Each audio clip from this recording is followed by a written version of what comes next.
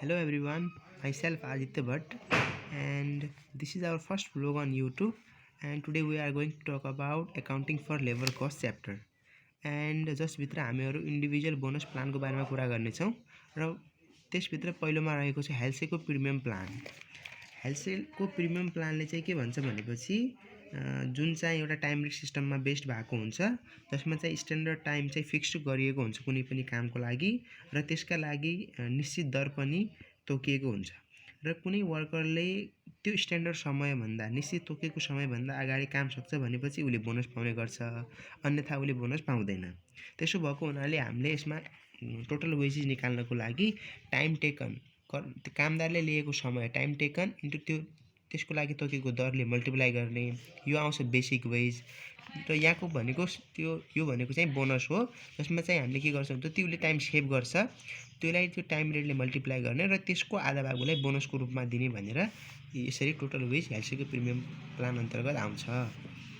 अब दोस्रो नम्बरमा छ रोहनको प्रिमियम प्लान।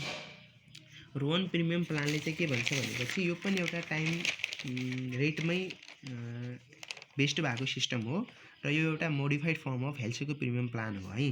यसमा पनि standard time fix for certain job हुन्छ, स्ट्यान्डर्ड टाइम रेट फिक्स्ड हुन्छ र यसमा पनि सेम हो। यदि वर्करले चाहिँ स्ट्यान्डर्ड समयभन्दा छिटो काम सक्छ भनेपछि उसले पनि बोनस पाउँछ, अन्यथा उसले पनि पाउँदैन। त्यसो भएको हुनाले यसमा पनि बेसिक वेज निकाल्नलाई उसले लिएको time actual time taken by the worker into time rate गर्ने र यसमा चाहिँ अलि के फरक छ बोनस निकाल्न भनेपछि उसले जो टाइम सेभ गर्छ त्यो time save upon standard time तोकेको समयलाई हामीले टाइम टेकनले मल्टिप्लाई गर्ने र टाइम रेटले फेरि मल्टिप्लाई गर्दाखेरि बोनस आउँछ र बोनस र बेसिक वेजलाई जोड्दाखेरि टोटल वेज आउने गर्छ। र तेस्रो नम्बरमा छ टेलर्सको differential piece rate system. टेलर्सको differential piece rate system भनेको चाहिँ यो चाहिँ अब पिस्टेज सिस्टममा बेस हुने हो। अघिका दुईवटा रोहनको प्रिमियम प्लान र हेल्सेको प्रिमियम प्लान चाहिँ टाइम रेटमा बेस्ड भएका सिस्टमहरू हुन् भनेपछि टेलर्सको डिफरेन्सियल पिस्टेज सिस्टम र अर्को आउनेवाला गान्सको टास्क एन्ड बोनस स्किम चाहिँ यी दुईवटा चाहिँ पिस रेटमा आधारित भएका सिस्टमहरू हुन्। यसमा चाहिँ के हुन्छ भनेपछि स्ट्यान्डर्ड आउटपुट चाहिँ फिक्स्ड हुन्छ कि त कर्मचारी एउटा कामदारले कुनै निश्चित समयमा यति आउटपुट उत्पादन गरिसक्नुपर्छ भनेर स्ट्यान्डर्ड आउटपुट चाहिँ फिक्स गरेको हुन्छ र त्यो आउटपुटको लागि प्रति एकाइ कुनै पर युनिटको रेट पनि फिक्स गरेको हुन्छ र यदि कुनै वर्करले त्यो स्ट्यान्डर्ड आउटपुटभन्दा कम प्रोड्युस गर्यो, एक्चुअल आउटपुट उसको कम भयो भनेपछि उसले पाउने वेज चाहिँ if actual output is less than standard output हुन जान्छ भनेपछि उसले पाउने वेज चाहिँ त्यो उसले प्रोड्युस गरेको आउटपुटलाई हामीले लो पिस रेटले मल्टिप्लाई गर्नुपर्ने हुन्छ, किनकि यसमा त उसले तोकेको कामभन्दा कम गरेको छ। त्यसै भएको हुनाले उसले जुन तोकेको पिस रेट छ त्योभन्दा कम लो पिस रेट अनुसार उसले पाउने भयो। त लो पिस रेट कसरी निकाल्छन् भनेपछि स्ट्यान्डर्ड पिस रेटको 80% के त्यसरी गरेर यहाँबाट टोटल वेज आउँछ। यसमा दुईवटा कन्डिसन हुने भएको हुनाले यदि उसले स्ट्यान्डर्ड आउटपुटभन्दा कम आउटपुट प्रोड्युस गर्यो भनेपछि त यसरी निकाल्यौँ। यदि उसले प्रोड्युस गरेको आउटपुट यदि स्ट्यान्डर्ड आउटपुटसँग मिल्न गयो, बराबर हुन गयो अथवा त्योभन्दा बढी हुन गयो भनेपछि उसको वेज निकाल्ने कसरी भनेपछि एक्चुअल आउटपुटलाई हामीले हाई पिस रेटले मल्टिप्लाई गर्ने, जसमा हाई पिस रेट भनेको कसरी हुन्छ भनेपछि स्ट्यान्डर्ड पिस रेट इन्टु 120। चौथो नम्बरमा रहेको छ Gantt task and bonus scheme, जो चाहिँ modified form of Taylor's differential piece rate system हो, जो पनि पिस्टेज सिस्टममै आधारित भएको हुन्छ, जसमा पनि एउटा स्ट्यान्डर्ड आउटपुट फिक्स गरिएको हुन्छ कुनै निश्चित समयका लागि र स्ट्यान्डर्ड पिस रेट पनि फिक्स्ड गरिएको हुन्छ, मतलब एउटा युनिट प्रोड्युस गरेपछि यति दिने भन्ने कुरा पनि। अब यसमा चाहिँ तीनवटा क्याटेगोरीमा डिभाइड गरिएको छ यो सिस्टमले चाहिँ कसरी वेज दिने भन्ने आधारमा। यदि एक्चुअल आउटपुट स्ट्यान्डर्ड आउटपुटभन्दा कम हुन जान्छ भनेपछि टोटल वेज बराबर standard output divided piece rate. यो अलि modified form of Taylor's differential piece rate system हुने भएकाले कुनै कामदारले कम आउटपुट प्रोड्युस गर्छ, यदि स्ट्यान्डर्ड आउटपुटभन्दा कमै पनि प्रोड्युस गर्छ भने पनि उनले एउटा बेसिक वेज पाउने भएकाले standard output into piece rate गर्ने भनेर भनेको छ। यदि actual output is equals to standard output छ भनेपछि टोटल वेज बराबर निकाल्ने फर्मुला हुन्छ actual output into piece rate, जो भनेको बेसिक वेज नै भयो है। एक्चुअल आउटपुट उसले कति प्रोड्युस गरेको छ इन्टु पिस रेट। अनि र त्यसमा चाहिँ उसले के गर्ने, अब उसले यहाँनिर उसको एक्चुअलभन्दा पनि उसले स्ट्यान्डर्ड आउटपुट प्रोड्युस गरेको छ नि त उसले, किनभने एक्चुअल आउटपुट केसँग बराबर छ स्ट्यान्डर्ड आउटपुटसँग। त टोटल वेज कसरी निकाल्यो भने स्ट्यान्डर्ड आउटपुट नै गर्ने, standard output into piece rate गर्ने र यो भनेको बेसिक वेज भयो। त्यही बेसिक वेज 20% उसलाई बोनसको रूपमा पनि दिने, किन भनेपछि उसले स्ट्यान्डर्ड आउटपुटसँग बराबर प्रोड्युस गर्न सकेको छ। तेस्रो क्याटेगोरी रहेको छ यदि एक्चुअल आउटपुट उसको स्ट्यान्डर्ड आउटपुटभन्दा बढी हुन जान्छ भनेपछि टोटल वेज बराबर actual output into high pitch rate गर्ने के। त हाई पिच रेट कसरी निकाल्ने, त्यही हो स्ट्यान्डर्ड पिच रेट इन्टु 120% गर्ने, त्यसरी। ल साथीहरू, मैले एउटा क्वेसन लिएको छु, क्वेसन नम्बर 17 रहेको छ। यसमा चाहिँ के भनेको छ भनेपछि a worker produces 300 units in 24 hour. एउटा कामदारले 24 घन्टामा 300 युनिट्स प्रोड्युस गर्छ भनेको छ। र त्यसमा चाहिँ द मिनिमम वेज रेट 1 घन्टा को काम गरेपछि 10 रुपियाँ पाउने रहेछ कि त्यहाँ। The estimated time to produce 1 unit is 5 minutes कि।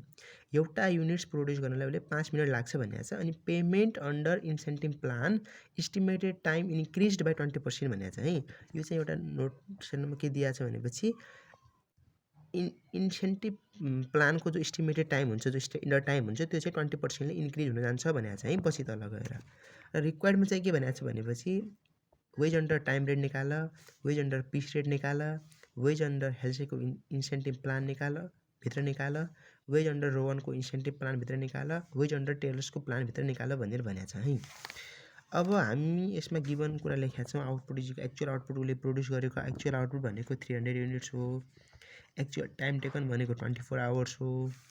वेज रेट भनेको टाइम रेट पर आवर भनेको RS 10 हो। Standard time for 1 unit, 1 unit produce गर्नलाई 5 मिनट लाग्छ भनेपछि 1 घन्टाको टोटल आउटपुट कति हुनुभयो, 60/5 गर्नु पऱ्यो। 60 मिनट हुन्छ, 1 घन्टामा 5 एउटा प्रोड्युस गर्न 5 लाग्छ भनेपछि 1 घन्टामा 12 युनिट्स प्रोड्युस हुने रहेछ है।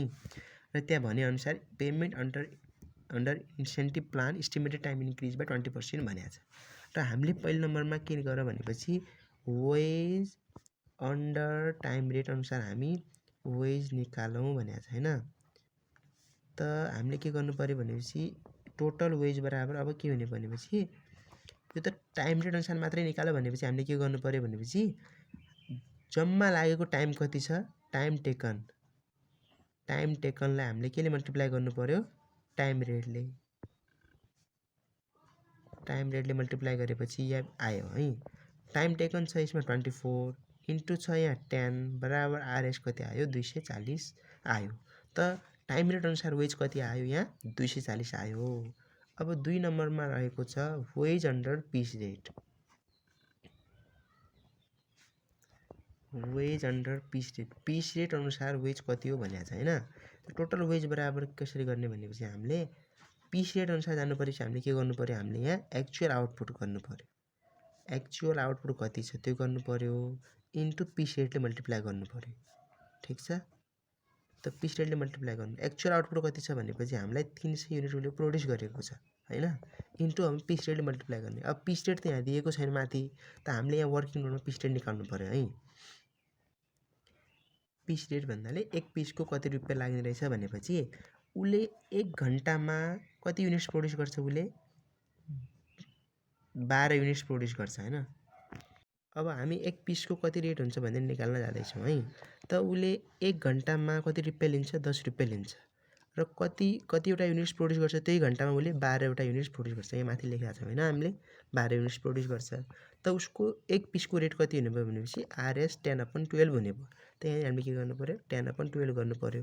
त बराबर के आउँछ भनेपछि RS 250 आउँछ है।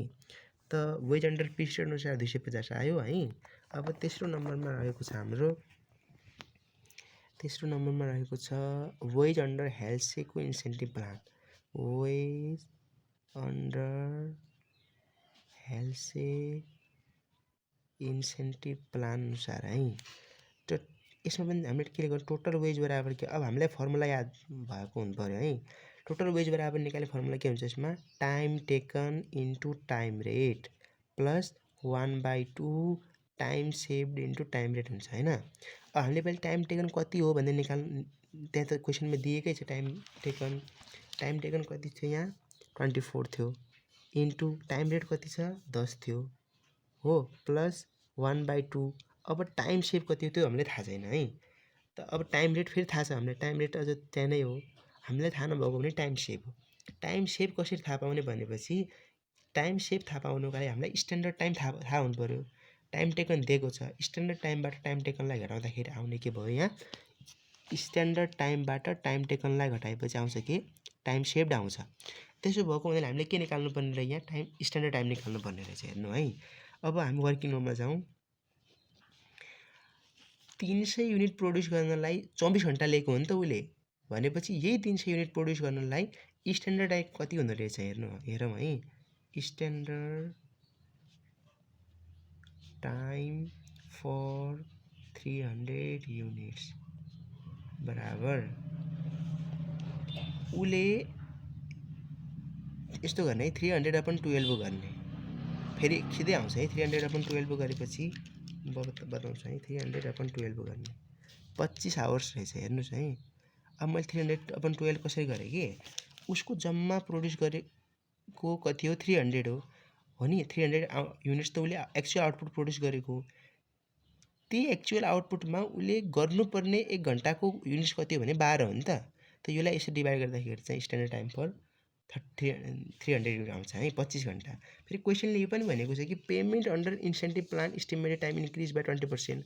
त नयाँ स्ट्यान्डर्ड टाइम हुन जाने भयो कि यहाँनिर। यो भनेको के भनेपछि स्ट्यान्डर्ड टाइम चाहिँ हामीलाई त्यो आएको टाइमलाई चाहिँ 20%ले बढाइदिनु भने हुनाले 25 + 25 को 20% हुने भयो के। त्यसो भएको हुनाले यो चाहिँ 30 आवर्स हुन जान्छ हो। अब त्यसो भएको हुनाले त यहाँ टाइम सेभड कति हुने भयो कि standard time minus time taken. Standard time कति छ यहाँ 30 छ, माइनस टाइम लिएको उसले 24 घन्टा हो नि त, 24। त हामीले यहाँनिर कता आयो, हामीलाई 6 आयो है, यहाँनिर 6 आवर्स आयो। त हामीले यहाँ मल्टिप्लाई गर्दाखेरि 60 भनेपछि 6 × 10 60 भयो, 60 को आधा 30 भयो, 30 240 र 30 भनेपछि 270 आयो होइन, आधा 270। अब हामीले चौथो नम्बरमा रहेको छ वेज अन्डर रो 1 प्रिमियम प्लान होइन, रो 1 इन्सेन्टिभ प्लान भनौँ। इन्सेन्टिभ भन्नु, प्रिमियम भन्नु, बोनस भन्नु एउटै कुरा हो है। प्रिमियम प्लान जसमा चाहिँ हामीले टोटल वेज निकाल्नु पर्यो। अब हामीलाई थाहा छ कि रो 1 को इन्सेन्टिभ प्लान अनुसार time taken into time rate त्यही हुन्छ, प्लस यहाँ के हुन्छ भने चाहिँ time saved upon standard time into time taken into time rate हुन्छ। टाइम टेकन त्यही छ 24 × 10 प्लस टाइम सेभ अघि निकालेको छ 6 यो चाहिँ 30 थियो इन्टु टाइम टेकन 24 थियो इन्टु टाइम रेट कति छ 10 बराबर। अब आन्सर जति आउँछ है 6 × 24 × 10 प्लस 30 48 आयो, 240 त्यहाँ छ भने 288 आयो होइन यो। If you guys like this video, hit the like button, share it with your friends and subscribe my channel.